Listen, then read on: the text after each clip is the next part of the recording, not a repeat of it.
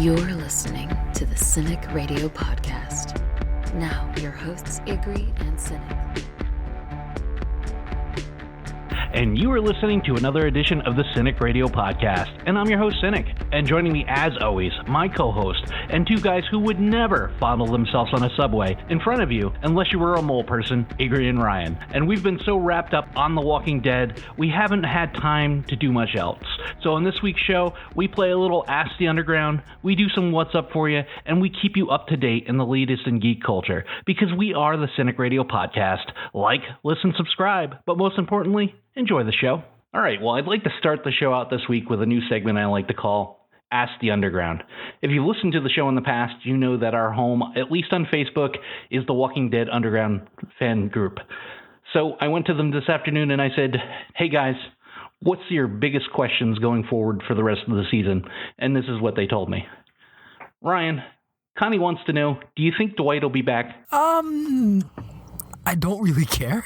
It would be quite convenient if he comes back now after 6 years. I think he'll be back at some point. I don't think he'll be back this season. I don't see a reason for him, but you know what? I'm going to, in the middle of my answer, change my answer because now realizing that Negan is out and there really aren't that many people or saviors left, maybe a Dwight reunion would be something that's likely. So I'm going to change it. I think Dwight will be back. Yeah, you know, you bring up a good point there. When I wrote the question, I didn't really think about that. Pre-time jump, Austin Emilio was suddenly showing up. Okay, it'd only been a couple years, but now 6, 7, 8 years later, that is kind of a stretch. IG, what do you think? Do you think we'll ever see Dwighty Boy? As Ryan said, I hope not, basically, but it could end up in some interesting ways if it's done right, but I think it would be forced, and that's the problem I think they're going to do with it.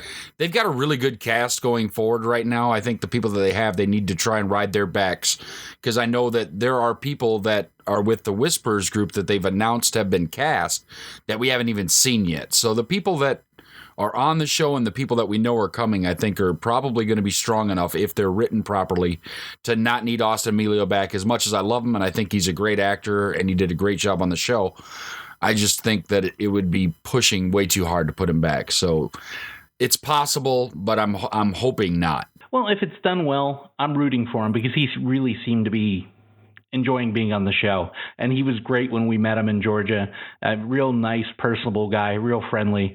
He always stops to take pictures with the fans and stuff. So if it's done well, I hope so, because he is a major character in the comic book.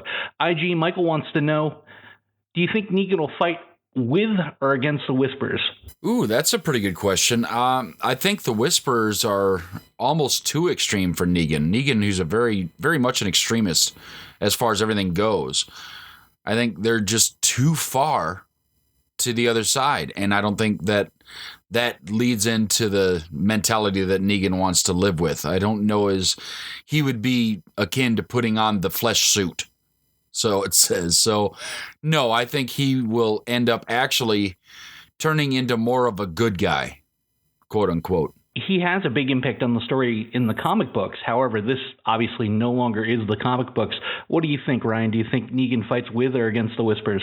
I think he fights against the Whispers. I just don't think they're going to deal with his bullshit. And I think that, I think they're just too different. I mean, a group that, dresses like walkers, whispers, kind of, they don't seem to have much of a society or much of a desire to build anything, at least as far as it seems now. So, I don't think that it's going to jive with him. I actually think that they at least allude to Negan having some growth as a character, and while I think anyone would want to escape, no matter how good or bad you are, I actually think that maybe he's not a bad person. So I'd hope that he fights against them and that we see him kind of turn over a new leaf. But I guess that remains to be seen. Well, and that brings us a question that Linda asked us. Now that Negan is out, what does he do to stay alive? And if he meets anyone that, I guess, had him in prison, what's his defense? Does he swing first and ask questions later? Or does he try to talk them down and be like, I'm out now, I'm not going back? What do you think, IG? Oh, I'm thinking that he does have the gift of gab, and he's going to try and talk himself out of most things. Unless the situation arises where he thinks he might have a firm physical upper hand. And then he may be willing to take a chance. But I think with all of the backlash that they had with how violent Negan was in the past, I think they're probably going to try and be safe and right past that instead of action past that. So I'm guessing more likely that he's going to try and either talk himself into trouble or out of trouble, however you want to look at it, and not be as physical with live cast members instead of Walking Dead cast members. Ryan, Brittany still wants to know, where's Heath? What do you think? That's a good question. He's a good actor. I like the actor. The character didn't really do all that much. So he's not. I think he's more missed because it's at least at this point, a somewhat of a name actor. But I do kind of wish we'd find out what happened to him, or maybe they're just saving him for a point when he can actually play a major role on the show, because I think it's just such a big ensemble and so many characters that he'll just get lost in the shuffle again. So yeah, I don't know. I wish we had some kind of an answer, but again, it's like the issue we always run into with anybody who's been gone for a while is it's been 6 years. Why would they conveniently show up now? And I want some kind of real reason. Yeah, I agree with you. What's his name? I believe it's Curtis Hawkins, right? Is the actor's name? He's an amazing actor. I mean, loved him in everything he's done so far. Wasn't a huge fan of Heath. I thought he was kind of a whiner, and I didn't mind when he disappeared, but I would like answers. I mean, did the group that Annie's in league with have something to do with it? Who knows? They left it really vague, and I guess that's just something that maybe will unravel in time, or maybe it takes as long as who was the guy from the first season that came back? Maybe it takes as long as him, who knows? IG Omar wants to know, why is there a beef between Maggie and Michonne? They're going to need to act together. I mean, they couldn't have beat the Saviors alone. They're definitely not going to be able to beat the Whisperers.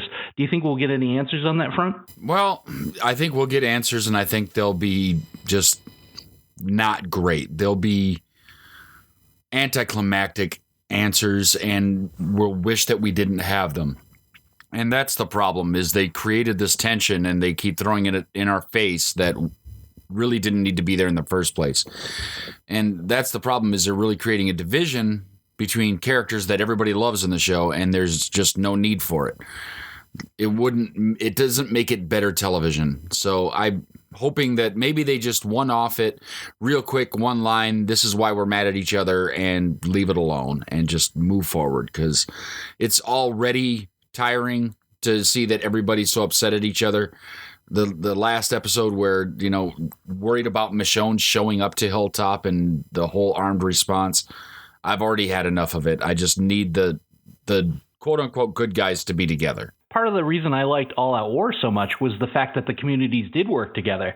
And I know that they're creating this rift, this divide, this distrust, just so they can repair it in time to save everybody, once a few key characters have died. But I'm not loving it. I think it needs to stop. I think they need to come together. And now that a threat is visible, let's hope that they cut the nonsense and start working together.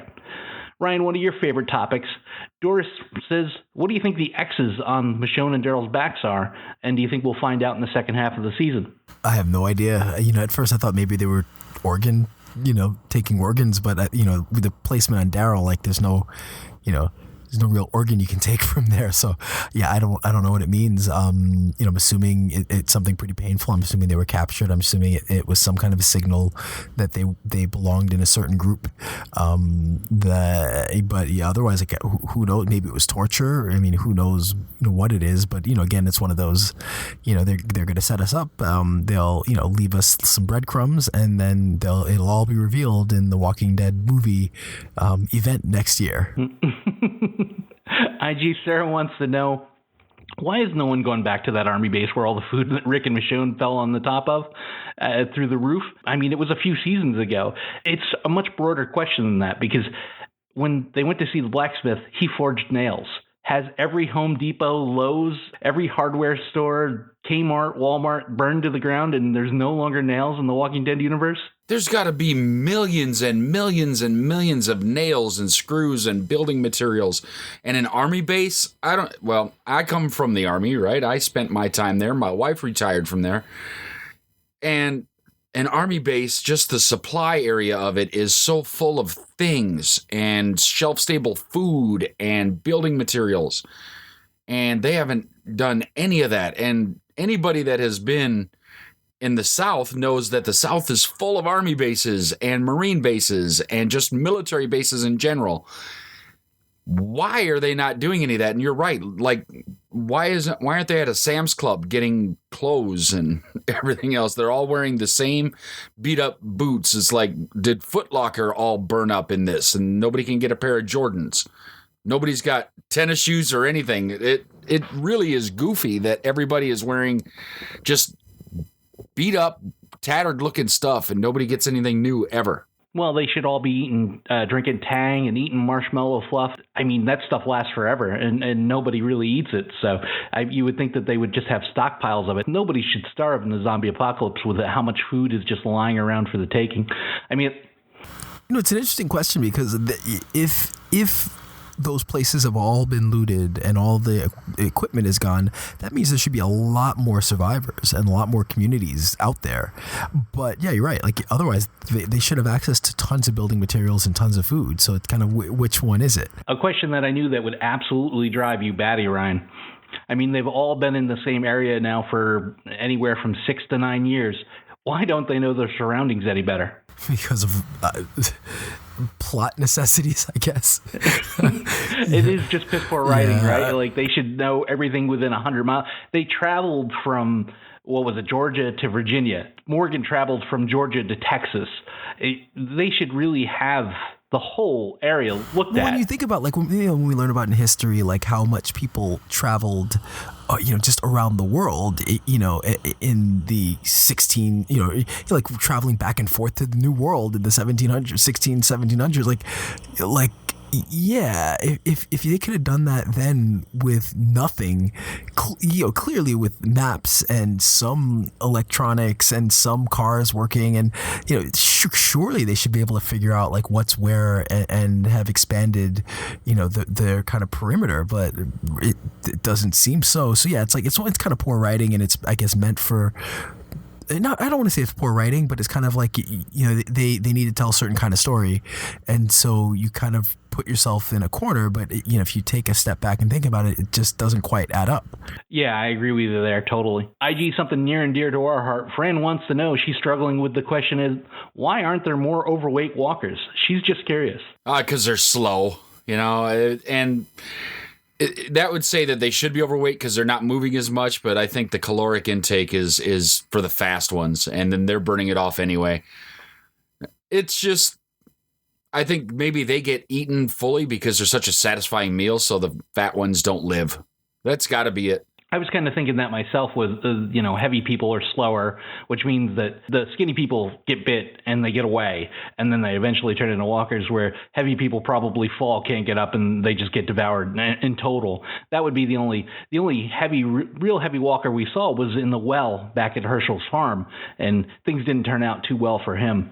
One I'm going to handle myself. Kelsey wants to know, why is it always summer? I mean, why is it never cold? Why do we never see snow or fall? Well, the perfect explanation for that is that, the story started out in Georgia for the first 2 or 3 years, and now they've moved to Virginia. And up until a couple years ago, Virginia barely ever got snow. They do handle this in the comic book, but it's kind of a boring time, so they jump to when there's more excitement. The walkers basically go to sleep for the winter. They slow down. Sometimes they get buried in the snow, and they just kind of stay there until summer. So that's why they really haven't handled that. But there was an article just recently posted on the Underground saying that they will tackle that over the next half season or so. Another question similar to what we were just talking about. Robert wants to know, Ryan, why don't they ever go get better gear? Like military gear. Where are the medieval weapons coming from? Eugene should have had them knee deep in ammo by now. No, I think it goes back to the earlier question. I think that it doesn't follow logically, because again, you either all those places have been raided, in which case, and there's stockpiles of it, in which case there are larger communities which they should have had access to, or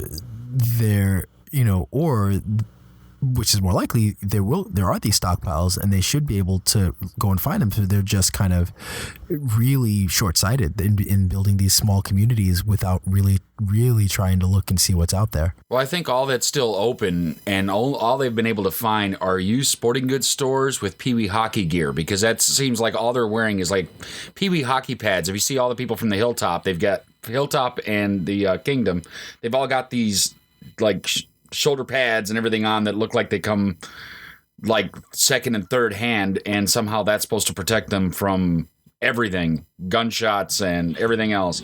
And like we said, military bases and everything else, even police stations probably have stockpiles of body armor and everything else that nobody's wearing. So I don't know where all this stuff went. There should be a lot for people to put on. It was kind of a step back from the riot gear that Glenn had in the prison. And what kills me is that people get bit in the hands, arms, legs, and feet on this show. Meanwhile, they're wearing stuff to protect their chest, just in case somebody shoots a puck at them, I guess.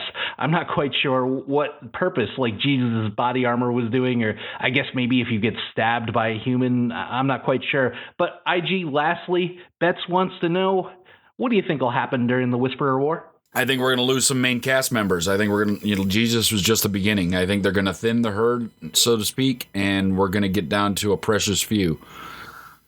Hopefully, it'll be the right few led by Eugene. So that's my hope. Yeah, I agree. I'd like to see something different, but it'll probably be just another back and forth war where we'll see our heroes kind of decimated and brought to the brink of destruction, and then they'll find a way to come back and defeat the Whisperers, probably with the help of Negan. Yeah, I think Negan's going to be key to everything, but we are going to see heads on spikes probably at the end of the season, and it's probably going to be 1 to 3 main cast members. We just introduced 4 or 5 new people. Some of them are going to go, some of them are going to stay, and some of your favorites probably aren't going to make it. But either way, I just hope it's well written, well enacted, and I hope that they do a good job, because after this, there's not too many other big key storylines left in the Walking Dead universe. Let me ask you this. Do you think, let's say of Michonne, Carol, Daryl,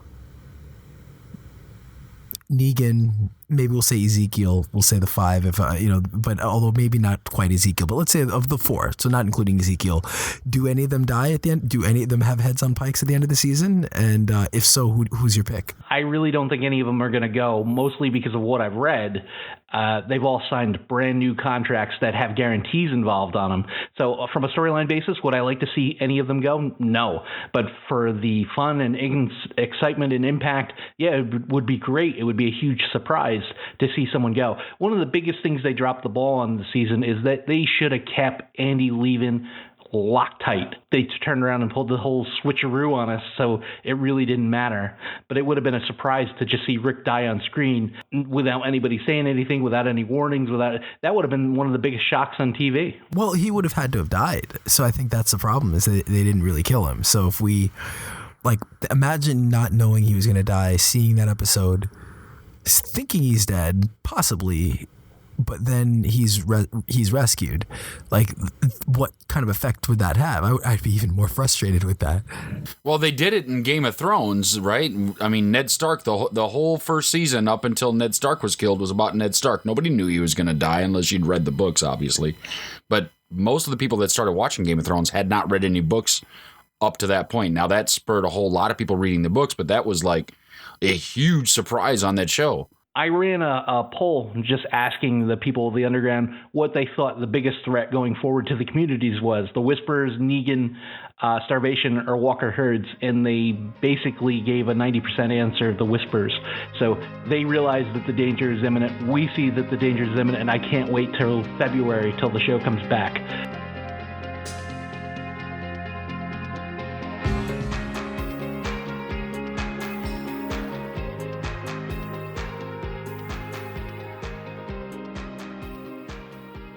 IG, let's do a little bit of news.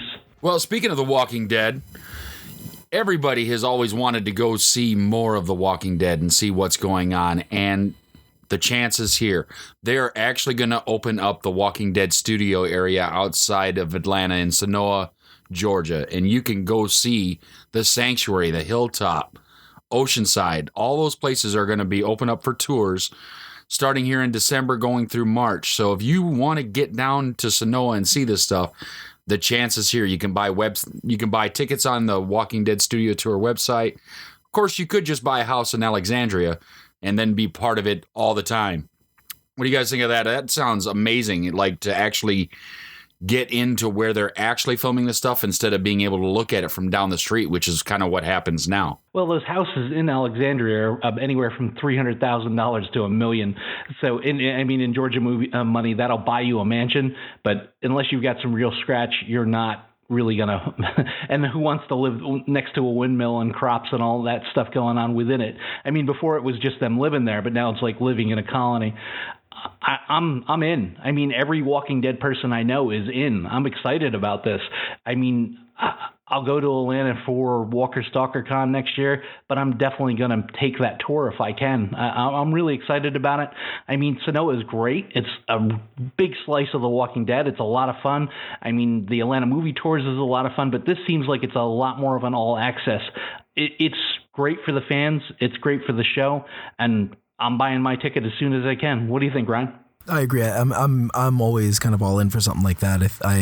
As you guys know, I've done a couple of my last few years. I've done trips that have, been designed around going to places where Game of Thrones and or Star Wars were filmed. So this is definitely the kind of thing that's right up my alley. And I think even better is that instead of just kind of seeing it kind of from the periphery, to actually have it kind of coordinated with the show.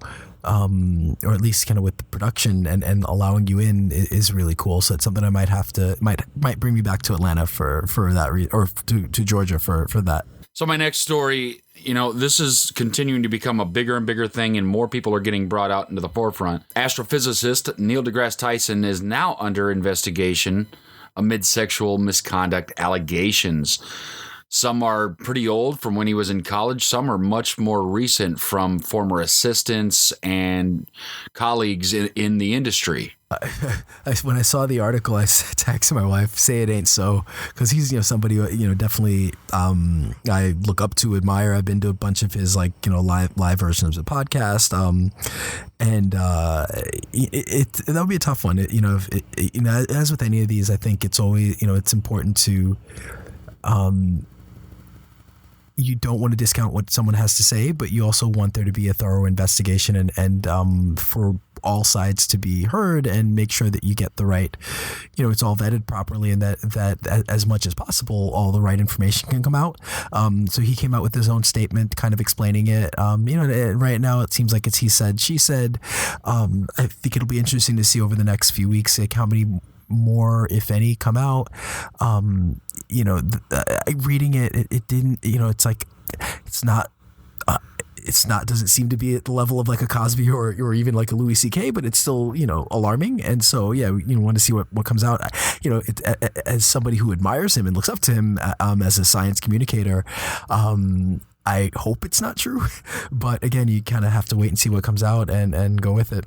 Ryan, I agree with you. It's a damn shame. It broke my heart when I saw the article and IG put it up, but I mean, you're not going to find too many men, public figures that probably aren't going to have some sort of skeletons in their closet. And I just hope it works out for the best of him. He doesn't lose all credibility because he's one of the few people out there speaking sense on a lot of these topics. And he does it in a fun, cool way. I love watching his Twitter takedowns of people, just his response. He just seems generally like a good guy, but public persona and private persona are two different things most of the time.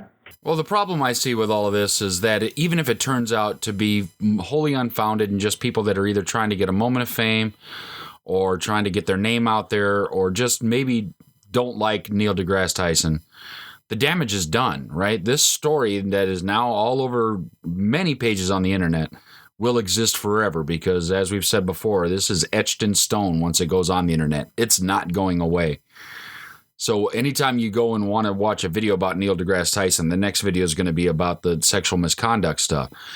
And that's unfortunate if it's not true. Now, if it's true, great, right? But isn't there a better platform to do this and actually file charges and everything else rather than just blemish somebody's name, especially because we've seen some that come up that like with Aziz Ansari, that it turned out to be just they didn't get along well, and he just had a poor choice of how he wanted to be with a woman, and it just backfired. It doesn't seem like the right way to do it, and that's the problem with the Me Too movement, is that they go straight out rather than like coming with any kind of proof or taking any kind of legal action. They just come out and blast people right away, and the damage is done, and you can't undo it.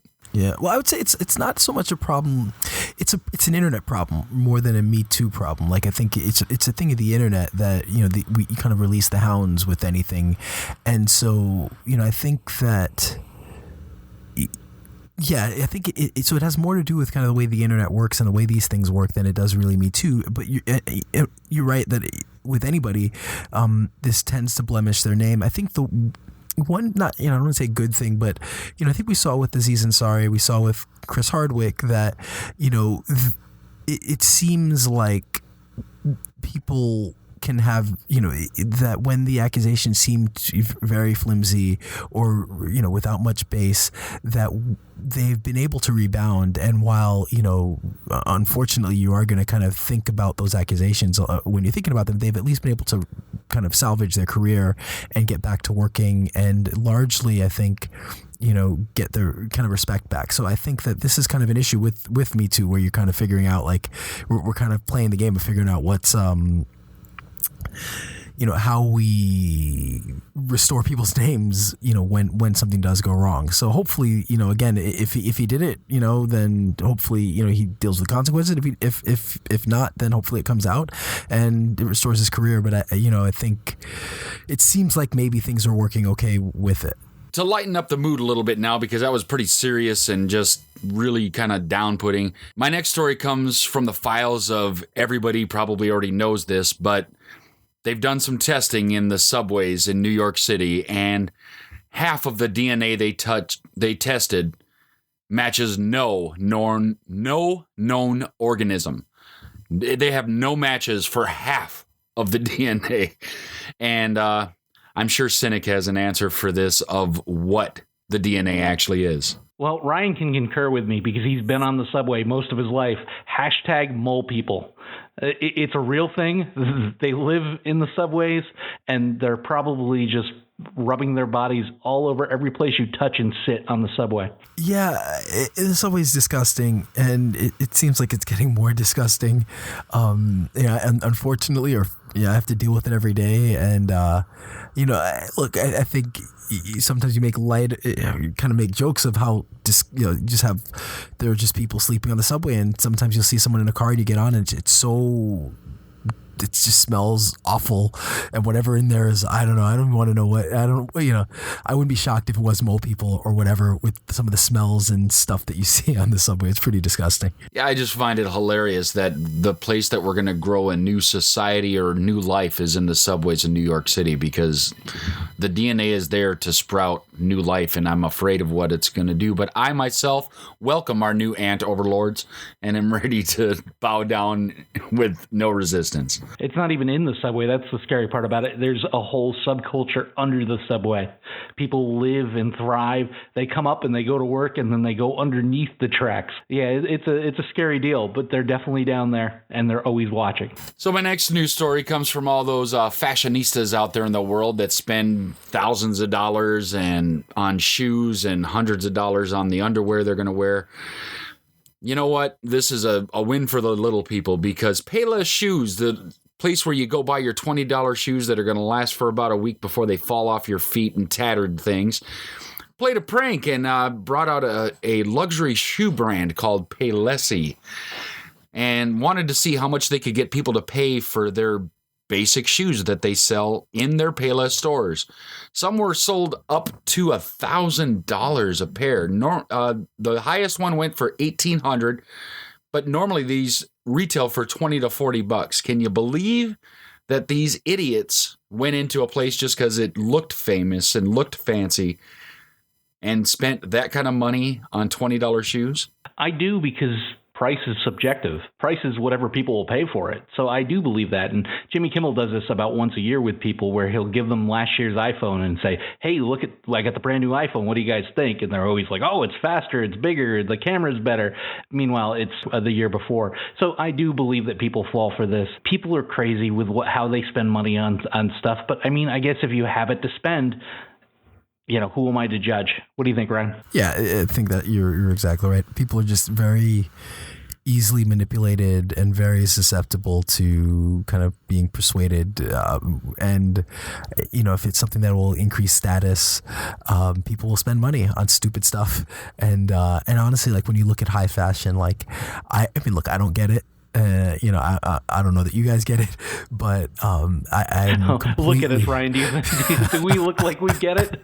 So we look half homeless at this fucking point. I don't think anybody gets it. I think it's just a matter of like, what's the price of it? How ridiculous does it look? And will people, think I'm cool because I have it? So I think, I think it's a great way to kind of call that out and showcase that. So my next story comes from the great airline wars on which one can be worst, right? We had United beating up passengers. We've had people just being thrown off planes for no reasons. Now we have Southwest Airlines mocking a 5-year-old little girl named Abcede, spelled ABCDE, about her name. Apparently a gate agent laughed at the name, posted a picture of her boarding pass online, and the girl's mother found out. I'm torn, to be honest. No, I think it's completely unprofessional, and by no means should the airline have done it. But I do want to know the origin of the name and why she chose that name. Only because, like, you're giving your child a name like that, unless unironically and unless there is some real meaning behind it, you're asking for them to deal with getting made fun of and social issues. So it seems a little disingenuous unless there is some real underlying meaning behind naming the child that. It seems a little disingenuous to get upset at somebody for making fun of the name. Now, granted, again, it's unprofessional for the airline to do it, but you really, like, giving the kid that name is just asking for them to get made fun of growing up. Well, this one got me fired up because it's two separate issues, right? The ticket agent that did this put her personal information online and should be fired. Outright just fired. And she probably has a nice lawsuit. And that's what this is really about. She's going to turn around and sue Southwest. I hate Southwest anyway for what they did to Kevin Smith and their discrimination against people of size. But at the same time, you now got a small inkling of what this poor kid's life is going to be like with naming her that stupid shit. And if you want to choose a look at me name, because the mother had said, I decided at 8 I was going to call my daughter this. All right, so you had the thought of an 8-year-old and you never matured past it. If you want to look at me name, go change your name to that. The people like that should be saddled with that name for 5 years and see how it affects their everyday life, how it affects their job possibilities. The first thing most people ever hear of Ryan George is his name. So, it's a good, strong, solid, normal name. Imagine seeing that on a job application or a college application. Her life is going to be hell over a very arbitrary, selfish decision by her mother. And you know what? That mother should really, first thing tomorrow, go and change that name. There's nothing wrong with April or Kate or Jennifer. There's nothing wrong with those names. Those are good names. Change your name to that if you want to walk around as Abcede. Well, it's funny. He's like, so my name is Ryan George, and throughout life, I got made fun of for having two first names or two last names, depending on how you look at it. So what the hell is this person going to go through with Abcede as her name? It just, it's ridiculous. Like, you change your name. Well, I was good friends with a guy named Mr. MR is his name, Mr. And it made his life hell. And it put a giant chip on his shoulder. And unfortunately, he happened to be African American. So back then they were all racist. So none of the white racists wanted to call him Mr. So they called him by his last name. I mean, you're just saddling the kid with an unneeded burden. Life is hard enough without having 2 strikes against you, even before you put your name on a job application. What do you think, IG? Well, and that's the case. I mean, there have been a lot of news stories lately about children that have odd-sounding names or ethnic-sounding names having less chances out in public, getting jobs, getting accepted to college, and so forth. And you do this to your child on purpose, because I'm sure this mother has an average, everyday, normal name. And then she took her child and gave her this horrific name that not only is it weird to look at, but even going to school, there aren't going to be teachers that just look at that and get Absidi straight out of looking at it. They're going to look at that and go, what is going on here? And they're going to say A, B, C, D, E and try and figure out what's going on. And that's going to be that child's life, the whole life. I mean, they'll be 90 years old going into their nursing home, and somebody's going to call them A, B, C, D, E and laugh at them because their name is that ridiculous. And they're not going to have as good a life as they could simply because of such a stupid name choice from a parent that just, like you said, had a thought at 8 years old and never matured past that. And not only that, it sounds like a bad gym. Ryan Jordan runs Ab City in Long Island City, New York. So my next news story comes from the Genetically Blessed. Apparently there's an accused pervert that got off in a subway masturbation case with the defense of he has just got an abnormally large penis. He said he's guilty of nothing more than hitting the anatomical lottery. He was accused of touching himself on the morning N train, and he just went in and said he was merely adjusting his prodigious package through his pants. Well, I apologize for my behavior, but I just had an itch. No, I mean, all these stories about the subway this week, Ryan, Uber sounds like a good idea at this point, right? Maybe we don't need to be getting on that. I mean, MetroCard be damned. There's a lot of weird shit going on the subway. Hey, listen, this may help his chances on Tinder, but there's kids and families on that subway. Don't be fidgeting with your unit in front of people. Well, it sounds like the world's like ultimate humble brag. You know, it's like, no, I wasn't masturbating. I just have an abnormally large cock. That's it. It's just. I don't know. Well, and I believe the picture on the Daily News website is the picture of the guy, and it's kind of disturbing to look at. But talk about man spreading, right? That's the big thing that everybody's complaining about. That men will sit in seats and just spread their legs out wide. The dude is really just kind of opening everybody to the picture show in the picture. And again, you can find this on Daily News, nydailynews.com, and it's kind of awful to look at. And the guy kind of has that perv look, but that just might be because he's on the subway in New York. Maybe that's how it works. My next news story, the top YouTube earner is a 7-year-old making $22 million in the last year reviewing toys. I don't even know what to think about that. It's like, how is this possible? What world do we live in? It's almost like disheartening. Like, really? Like, I work hard. I've worked hard my whole life, and I will never make that money in my life. And a 7-year-old's making it for reviewing toys. It's just, I don't know. It makes you want to just give up and like. Well, and not only that, Ryan, he's reviewing toys. I mean, if it was Little Tay, I would understand. I'd be like, all right, Little Tay's a baller. She's worth $7 million just for the laughs alone. Where is this money coming from? Is it coming from the products that he's reviewing? Is it coming from YouTube? I realize it's a Google company, but are they rolling that deep that they could just throw this type of money? I'd have to see some proof of this before I buy it. And then the next thing I would do is hire a 7-year-old and go start a goddamn YouTube channel. Because, I mean, if they're rolling like that, we need to get in on this. Well, what they're basing this off of is the kid has 17.3 million followers. That's a lot of perverts. Yeah, and seriously has had 26 billion views of his videos. By the ad numbers themselves, that would add up to this kind of money. So yeah, that's YouTube and Google paying this kid all that money. So yeah, they are paying him. And maybe he's getting some sponsorship deals and everything else, but I believe the $22 million is purely the YouTube money. So there might be other things coming in, but it is insane. I can't believe that this kid is generating that kind of buzz. I mean, I know like the biggest streamer on there right now is a guy called Ninja, and he's got like 13 million subscribers, and he's rolling in some dough doing his gaming, streaming, and everything, but wow, just to try and keep that up. And that guy drops like 3 videos every day. I can't believe this kid's doing 3 toys every day. I mean, unless he's homeschooled, I guess. Yeah, and what bothers me about this is if it is Google or YouTube paying that type of money. Meanwhile, they have people that they employ living in their cars in San Francisco because they can't afford apartments, but we can give this money to 7-year-olds to review toys. That would annoy me to no end. So I'm hoping that money is coming from someplace else. But listen, when you have money to burn, I mean, why not just give it to people that'll never deserve it or earn it, or rather than the people that actually work for you. So our next news story of the world's first oral sex robot is ready to go after hitting 500% of its crowdfunding target.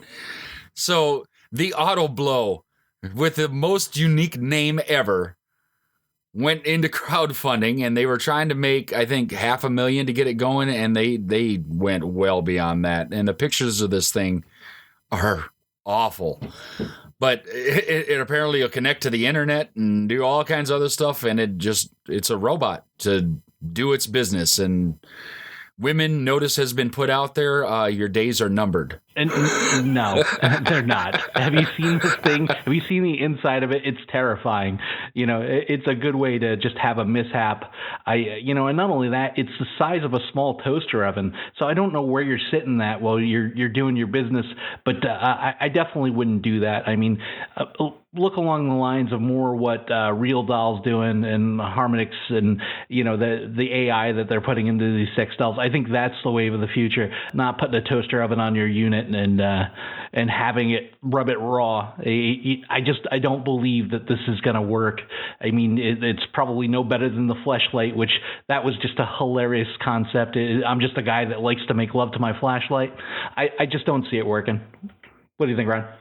Yeah, mostly what you said. Plus, it's a crowdfunding campaign, which having been a backer on a number of crowdfunding campaigns, you never know when these things are going to come out, and I'd be a little skeptical on the how well it works, because they often don't work as well as advertised. So if anybody does pick, I would be very, very skeptical of putting something like that with seemingly with lots of electronics anywhere near my unit. So good luck to anybody who does back that.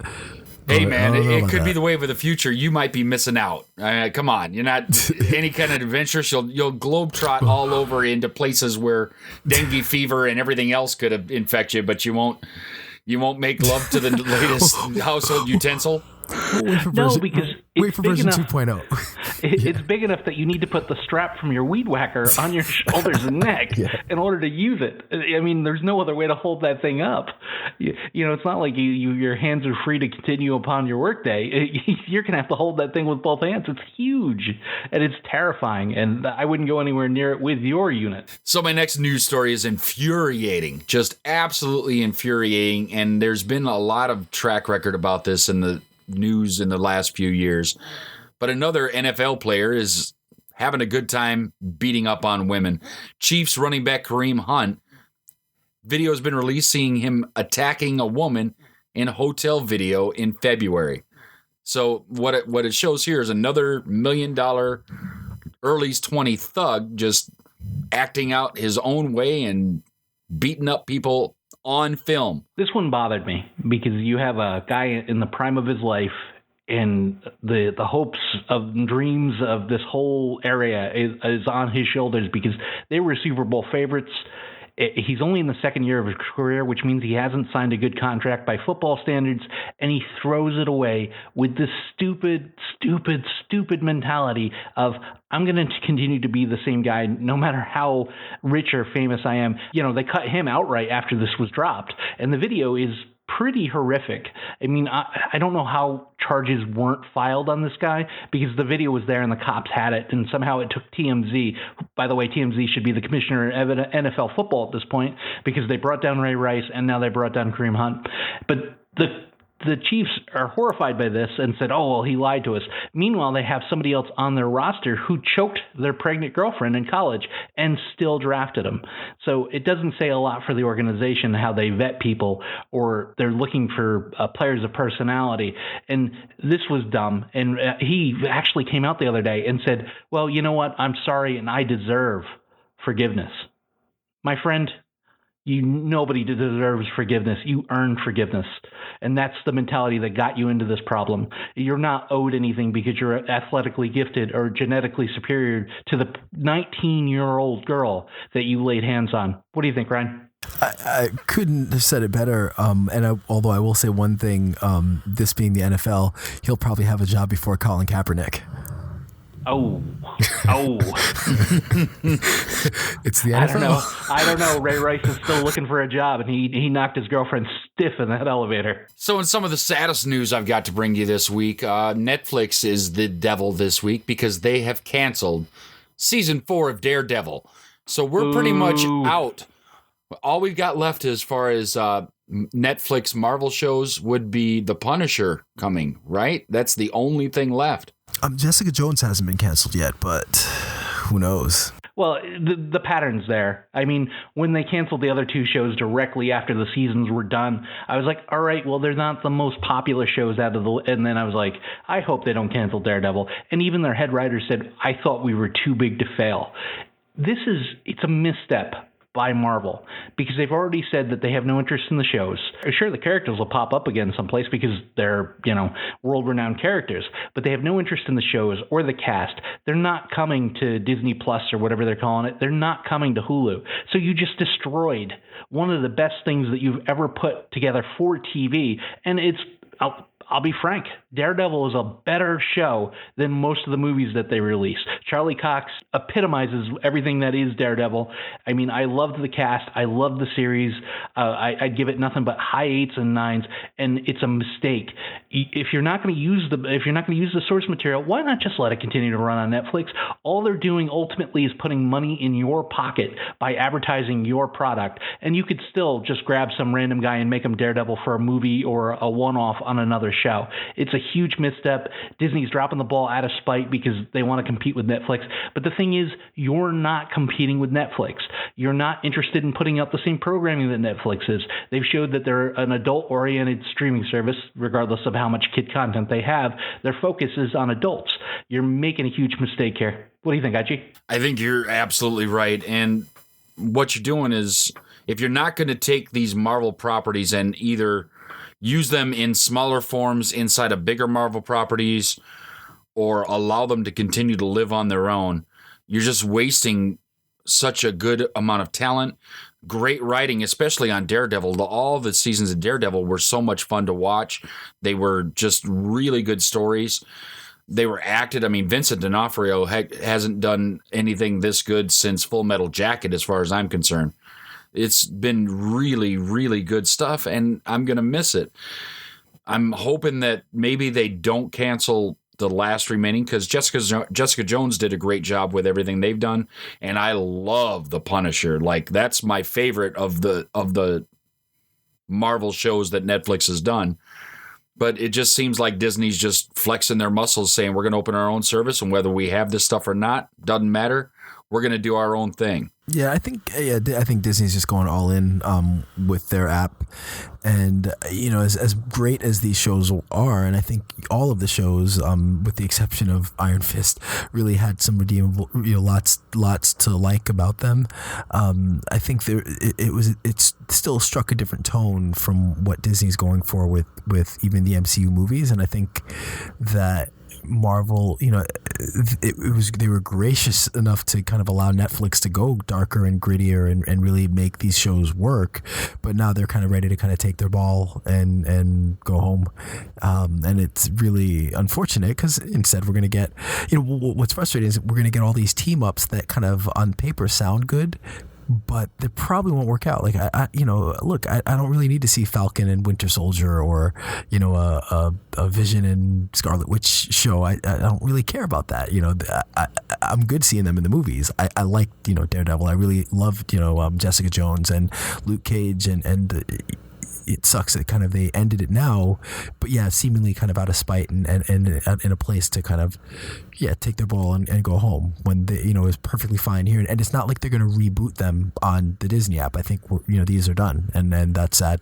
So I think my last news story, and from the world of boxing, Tyson Fury had a big match this past weekend that ended in a draw, but he's really winning because the guy a few years ago was holding championship belt, living on top of the world, only to start drugs and everything else and just kind of basically falling down all over the place. But you know what?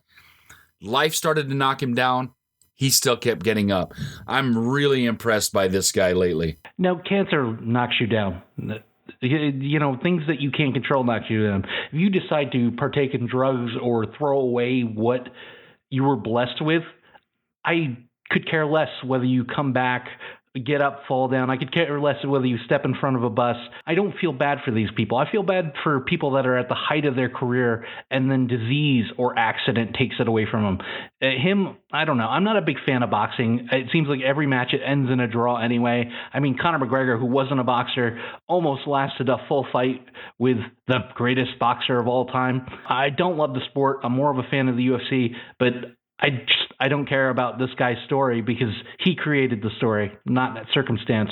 Yeah, I'll say a little bit. I think he, you know, for the fight, it's kind of a bunch of different stories. I think the fight itself was a bit of a travesty because it was ruled a draw, and well, a couple things happened. So it was a draw, but it really wasn't. He should have won the fight, but also he got knocked down.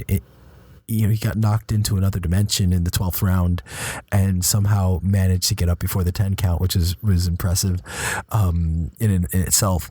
I think the one thing with him that he's talked about is dealing with mental health issues. So when it comes to his kind of drug and alcohol addiction, I think what he's done a lot of is really trying to bring, and he's done a lot to try to bring attention to kind of his own mental health issues and fighting it. And I think he's even kind of donating a lot of his purse to if not all, I think a significant amount of his £8 million purse to homeless and to some charitable causes. So I think if that's true, and he really does do that, it's pretty admirable.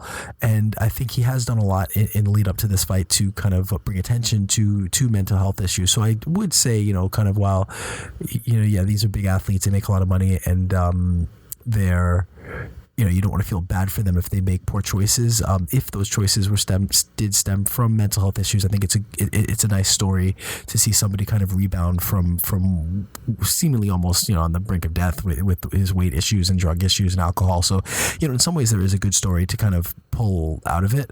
But yeah, I think boxing as a sport though deals with a lot of these issues. Again, where you have fights that are draws or they pick the wrong decision or they're boring and can never seem to find the right, get it right. There's always got to be something wrong.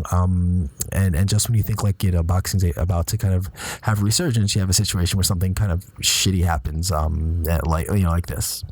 Okay, well, we haven't done What's Up for a while, so I want to check in with the guys and see what they've been up to as far as what's the latest and greatest in video games, movies, and TV shows. IG, what do you got going on? What I've got, Netflix original called Sick Note. All right, so this has got Rupert Grint from Harry Potter.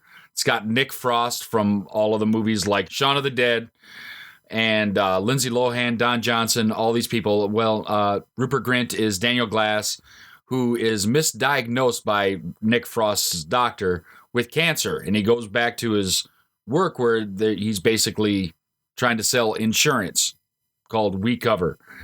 And they're going to take care of him while he's going through his cancer treatment. But it finds out he wasn't diagnosed with cancer. It was a misdiagnosis. And he just continues to lie about it. And it turns into this huge web of lies and blackmail and suspicion and misadventure, and it's hilarious dark comedy stuff at its best, and it's really done well. And surprisingly, Lindsay Lohan in this is actually entertaining because she hasn't been entertaining since she was almost a teen heartthrob. I'm really having a good time watching this. There's 2 seasons on Netflix right now. It's a lot of fun. It's called Sick Note. Check it out. I'm gonna give you a couple things. Bodyguard on Netflix is really good. It fills a little bit of our Game of Thrones need with Richard Madden or Robb Stark as the lead, and it's really, really fun. Not fun, but really engaging, tense show about a kind of bodyguard or security agent for a high level politician, and he's kind of an ex military guy and dealing with PTSD, and it's just really, really well done. Islamophobia aside, as somebody mentioned in an earlier review, but it is actually really, really good and worth watching. And I think the opening 15 minutes, if you're not hooked on the opening 15 minutes, then you're crazy. And then my other choice thing is Big Mouth, which is another Netflix show. It's animated. Season 2 just finished last week. It's hilarious. It's basically about prepubescent teens kind of going into puberty, and it is as crass and crazy and clever of a show as I've seen in a really long time, and it's really, really fun. It kind of takes you back to who you were in middle school and dealing with puberty, it's just really well done, and it has a lot of moments where I'm just like, I can't believe I can't believe they actually wrote this and put it on screen, and that it involves prepubescent kids. It's just a shock. So those are my picks for things to watch if you haven't seen them yet. I can second Big Mouth because, my God, the hormone monster. That's all I got to say. Go watch it for the hormone monster. Which is your favorite hormone monster? Oh, the ladies one. Yeah. She is great. She's the best. Yeah. Well, what's up for me this week is a couple of shows on, and I hate to say it, these paid apps. And I'm not advocating you go get CBS All Access, even though they do have a couple good programs, or the DC app, even though because Titans is the only thing on there. But my first pick this week is probably the DC property Titans, which follows Dick Grayson, who becomes Nightwing, and he's basically Batman's first Robin, and he builds a superhero team. And if you love superheroes, or you love what's going on the WB as far as the Flash and the Arrow universe, I believe that Titans might be a better show. I'm not all the way sold on the supporting characters, but there are some really solid characters. The action's great. I mean, some of the violence is a little bit cringe-inducing, but I love the show so far. There are 9 episodes into the first season. They're releasing them weekly. It's not a Netflix format, and it's been a fun ride.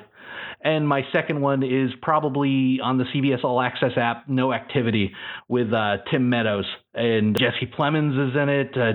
Jason Sudeikis. It's a really funny cop comedy where basically all they do is they sit and do stakeouts, and they just argue in the car. Hilarious, a lot of fun, and just completely just dark and random. So No Activities and Titans. Check it out. And that's it for this episode of the Cinik Radio Podcast. I'm Igrihe. We had a great time bringing you this week's show. Please send all your comments, questions, concerns, and any crazy news stories from your neck of the woods to CINIKRADIO@gmail.com. Find us on the internet at CINIKRADIO.com. Look for us on Facebook at Facebook.com/CINIKRADIO, and find us on Twitter at CINIKRADIO. Continue to like, listen, subscribe, and share this with all your friends and family. And until next time, don't get captured. Follow the podcast on Twitter, Facebook, and at CINIKRADIO.com. Available for download on iTunes.